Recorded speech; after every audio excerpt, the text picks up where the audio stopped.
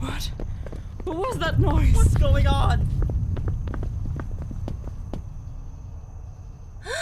Look! Oh my god. The noise last night. It must have been. It can't be. Luna? No!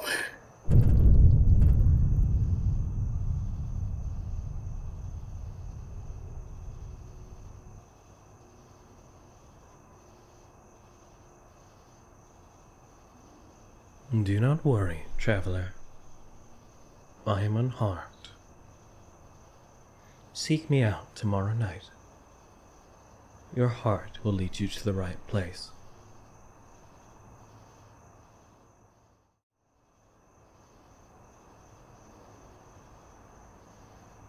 It's good to see you, traveler. I hope you are well. Shh! Relax. You need not worry. I am unharmed. Not a single wound scars my skin. I suppose it's hard to describe how one feels at the moment of change, but I am at peace with these events. Perhaps they are for the better.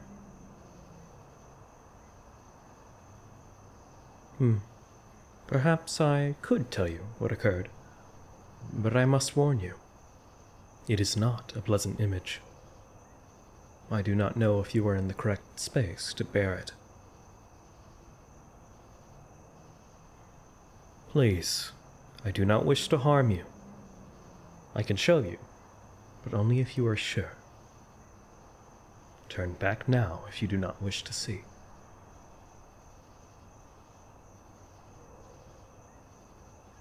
I see. If you are adamant, I will not deny you. Let us peer into my tome and see a vision of the past.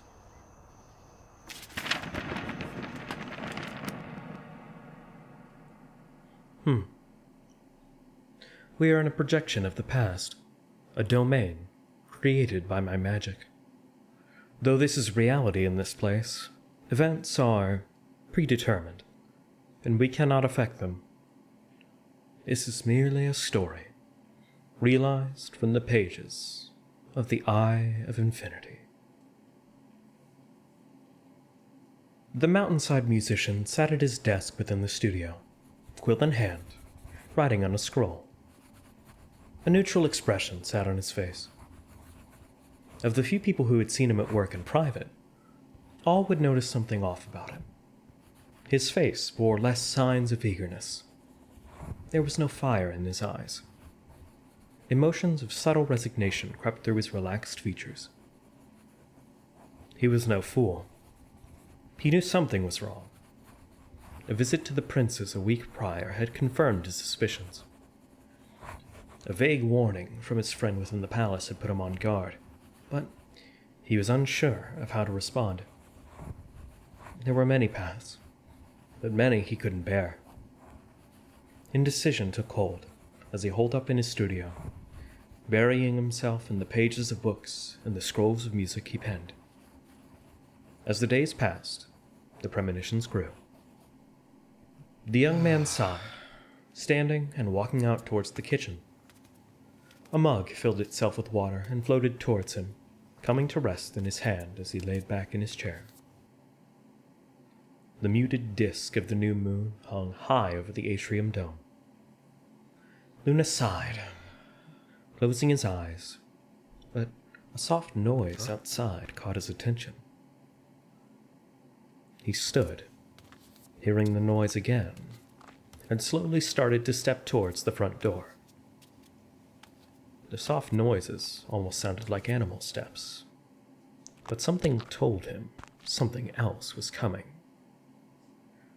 Just before he reached the door, an explosion tore through the wood, throwing him backward into the couch. As he struggled onto his side, trying desperately to breathe, he saw a few armored men slowly enter. The leader, a tall, muscular man wielding a warhammer, stepped forward and looked down with a sneer. So you're the one that I've heard so much about. He said. You're even more pathetic up close. Who are you? Luna asked, raising his head. I don't have to explain myself to the likes of you. The man said. You already know who we are, don't you? Roughly. Yes, Luna said, struggling to his feet. And do you know why we're here? The man smiled smugly. I've got a pretty good idea, Luna said. Then the question is, little witch, The man chuckled. will you bother to fight back? You will not take me, nor end me, Luna said, backing away.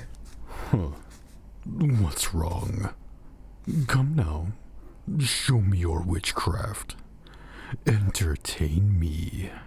The man swung his warhammer, but Luna dodged again and again, backing towards the wall. Panic grew in his eyes as his back hit the wall.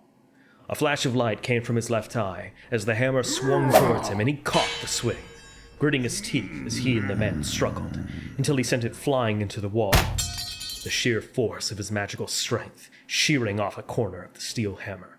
There's that power. The man growled. Enough to cut through solid steel. But you're too much of a coward to use it. Because I'm no monster. No matter how you try to make me one, Luna said. So you say. But the words of a dead man mean little. The man said coldly. Tearing something off his belt, the man threw a bag at Luna's feet, then threw a lit match on it. Luna threw up his arms as an explosion rocked the ground, sending him flying through the wall and tumbling down the mountainside. The man looked for a moment, then turned around. You know what to do. Burn it all. Nothing but ashes should remain when the sun rises.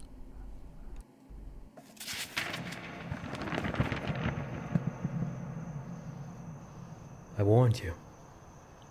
It was not a pleasant image.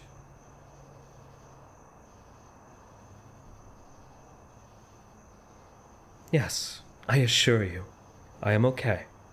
It was certainly unpleasant, but my magic prevented any physical damage, even though I didn't intentionally call upon it.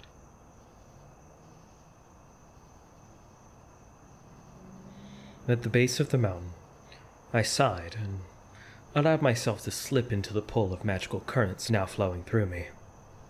I awoke in a void, something I'd glanced at in my dreams, but only now ventured into.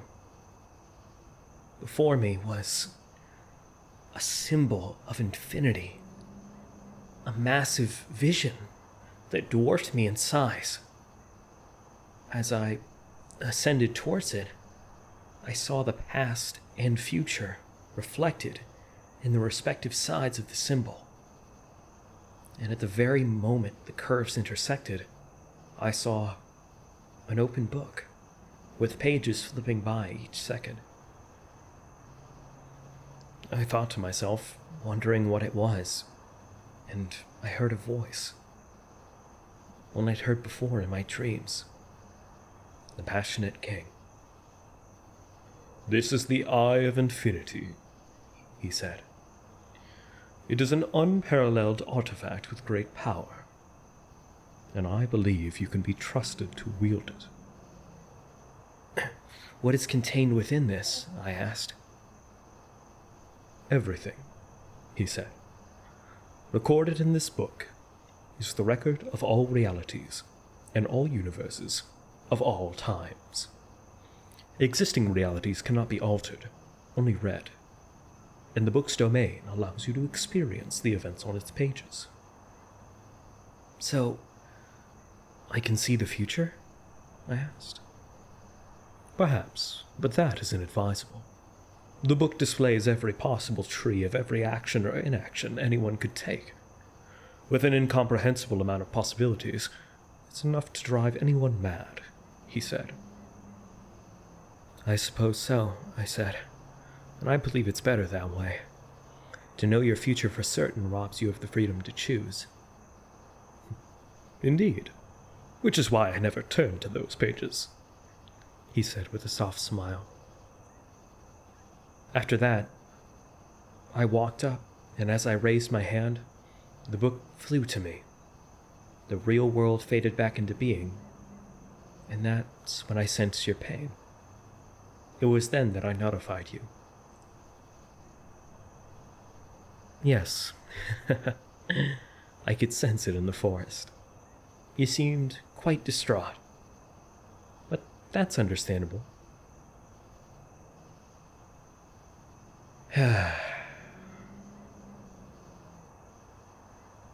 Next? I suppose you're right. Things are different now. It's time I changed, I believe. My magic no longer unused. My past no longer feared. My role more true to myself now and millennia before.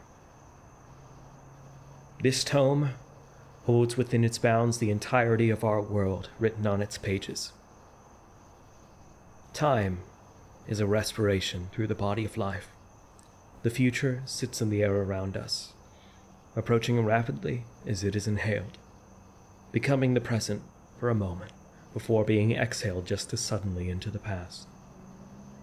But just as the ink remains in the endless writings in my tome, the breath's effects are eternal. Perhaps I cannot be king, but the knowledge within me and my eternal tome can make me a worthwhile sage.